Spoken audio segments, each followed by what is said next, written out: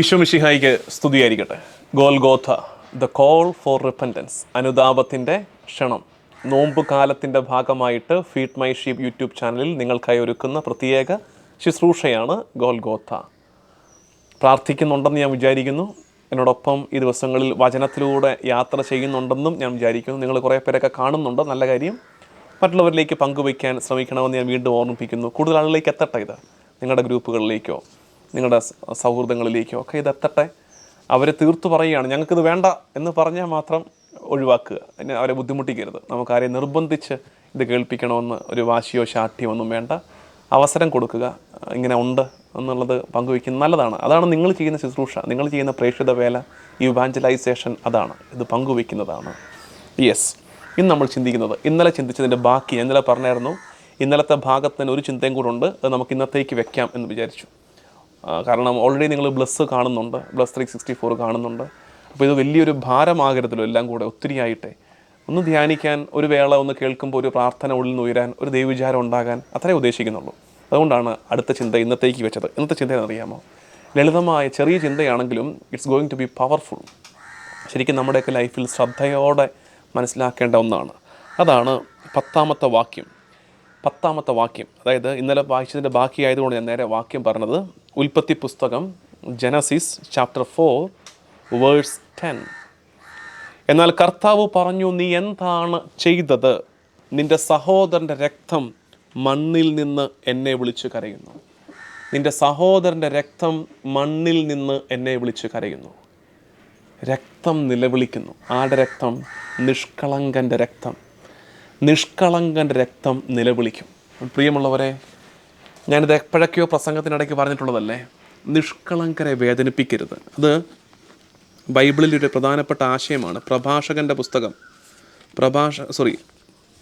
സുഭാഷിതങ്ങൾ 6:16-19. സുഭാഷിതങ്ങൾ 6:16-19 ഇങ്ങനെയാണത്. സുഭാഷിതങ്ങളുടെ പുസ്തകത്തിൽ നമ്മൾ വായിക്കുന്നതാണ്. കർത്താവ് വെറുക്കുന്ന കാര്യങ്ങൾ 6 കാര്യങ്ങളുണ്ട്. കർത്താവ് വെറുക്കുന്ന 6 കാര്യങ്ങളുണ്ട്.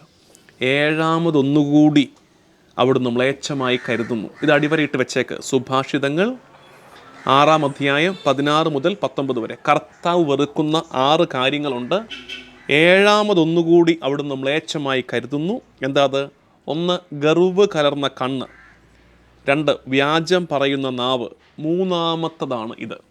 എന്തെങ്കിലും സമയം കിട്ടുമ്പോൾ നമുക്ക് 7 കാര്യങ്ങൾ പിന്നീട് ഒരുമിച്ച് ഡിസ്കസ് ചെയ്യാം. ഇപ്പോൾ തൽക്കാലം ഇതാ നിൽക്കാം. കർത്താവ് വെറുക്കുന്ന 7 കാര്യങ്ങളുടെ ലിസ്റ്റിൽ 3ാമത്തത് നിഷ്കളങ്ക രക്തം ചൊരിയുന്ന കൈ. നിഷ്കളങ്കൻ്റെ ചോര വീഴ്ത്തുന്ന കൈ കർത്താവ് വെറുക്കുന്നു. നിഷ്കളങ്കരെ വേദനിപ്പിക്കരുത്. അവരുടെ കണ്ണീര് രക്തം വീഴരുത്. അപ്പോൾ നമ്മൾ പറയും, എൻ്റെ പൊന്നച്ചാ, നമ്മൾ ആരുടെയും ചോരയൊന്നും വീഴിക്കാനൊന്നും പോകാറില്ല. നമ്മളൊരു കൂട്ടത്തിലൊക്കെ നിൽക്കുമ്പോൾ ആരെ ഏറ്റവും കൂടുതൽ കളിയാക്കുന്നത്? കൂട്ടത്തിൽ സാധുവിനെയാണ്.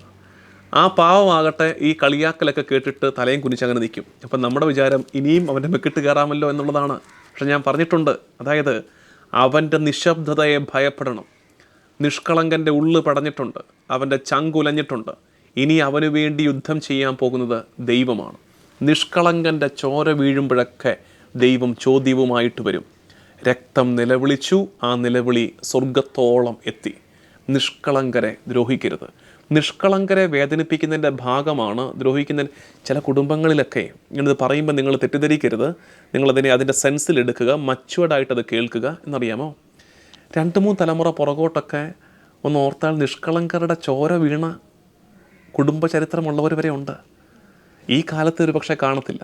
ഇത്രയും നിയമവും സംവിധാനങ്ങളും ഒന്നും ഇല്ലാതിരുന്നൊരു കാലത്ത്, ലോ ആൻഡ് ഓർഡറൊക്കെ ഇത്രയും പവർഫുൾ അല്ലാതിരുന്നൊരു കാലത്ത്, ഒത്തിരി ദൂരോട്ടൊന്നും പോകണ്ട, ഒത്തിരി പുറകോട്ടൊന്നും പോകണ്ട. അല്ലാതെ തന്നെ ചിലപ്പോൾ നമ്മുടെ ഓർമ്മയിലോ നമ്മുടെ കേട്ടുകേൾവിയിലോ ഉണ്ട്. നിഷ്കളങ്കരുടെ ചോര വീണിടങ്ങളൊക്കെ കാണത്തില്ലേ? ഉണ്ടാകാൻ സാധ്യതയുണ്ട്. വലിയ വലിയ പ്രാർത്ഥന പരിഹാരങ്ങൾ ഉയരണം അതിനൊക്കെ വേണ്ടിയിട്ട്. ഒപ്പം നിഷേധിക്കുന്ന കൂലി ഇതിനകത്ത് വരുന്നതാണ്. നിഷേധിക്കുന്ന കൂലി, നമ്മൾ പാഴാക്കുന്നവ, വസ്ത്രം, ഭക്ഷണം നമ്മൾ പാഴാക്കുന്നത്, നമ്മൾ കാണിക്കുന്ന ഭയങ്കര ലക്ഷറി, ധൂർത്ത്, ഇതൊക്കെ നിഷ്കളങ്കനുമായിട്ട് ബന്ധമുള്ളതാണ്.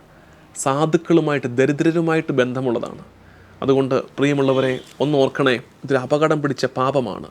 ദൈവം ഇറങ്ങി വരുന്ന പാപമാണിത്. നിഷ്കളങ്കരെ വേദനിപ്പിക്കരുത്. ഈ നോമ്പ് കാലത്ത് ഗോൽഗോഥായിലൂടെ നിങ്ങൾ ഈ യാത്ര നടത്തുമ്പോൾ എനിക്ക് നിങ്ങളോട് പറയാനുള്ളത്, നമ്മൾ പലരെയും ദ്രോഹിച്ചിട്ടൊക്കെ ഉണ്ടാകാം ജീവിതത്തിൽ. ചിലതൊക്കെ നമുക്ക് തോന്നും, അവനത് വേണമായിരുന്നു, കാരണം എനിക്കിട്ട് പറഞ്ഞിട്ടല്ലേ, പോട്ടെ, അതവിടെ നിൽക്കട്ടെ, അത് നമുക്ക് പിന്നീട് എപ്പോഴെങ്കിലും രമ്യപ്പെടാം, നമുക്ക് പിന്നീട് അത് ധ്യാനിക്കാം. എന്നോട് ഇങ്ങോട്ട് ചെയ്തതിന് ഞാൻ തിരിച്ചൊരെണ്ണം കൊടുത്തു, പോട്ടെ. ഒന്നും ചെയ്യാത്ത നിങ്ങളോട് നമ്മുടെ എന്തോ ഒരു സ്വാർത്ഥ നേട്ടത്തിന് വേണ്ടിയിട്ട്, നമുക്കൊന്ന് ചവിട്ടിക്കയറാൻ വേണ്ടിയിട്ട് ആരെയൊക്കെയോ തേച്ചരച്ചിട്ട് പോയായിരുന്നോ? ആരുടെയെങ്കിലുമൊക്കെ കണ്ണീര് വീണായിരുന്നോ നമ്മുടെ വഴികളിൽ? ആരുടെയെങ്കിലുമൊക്കെ രക്തം കിനിഞ്ഞായിരുന്നോ? അങ്ങനെ ഉണ്ടെങ്കിൽ വളരെ ഗൗരവത്തോടെ ആത്മശോധന ചെയ്യണം. കേവലം കർത്താവിന് മുമ്പിൽ കരുണയ്ക്കായി പ്രാർത്ഥിച്ചാൽ മാത്രം പോരാ കേട്ടോ. അവരോട് രമ്യപ്പെടണം, വേണ്ട പരിഹാരം ചെയ്തു കൊടുക്കണം. ഇനി അവരോട് പരിഹാരം ചെയ്യാൻ പറ്റാത്ത സാഹചര്യമാണെങ്കിൽ അതിന് പകരമായി മറ്റെന്തെങ്കിലും ഒരു നന്മ ഈ നിയോഗത്തെ പ്രതി ചെയ്യാൻ ഈ നോമ്പ് കാലത്ത് കുടുംബങ്ങൾ പ്രത്യേക എഫേർട്ട് എടുക്കണമെന്ന് സ്നേഹത്തോടെ ഓർമ്മിപ്പിക്കട്ടെ. ഇന്നത്തെ ഗോൽഗോഥ ഇത്രയും മതി. ഈ വിഷയം നിഷ്കളങ്ക രക്തം വീഴിക്കരുത്.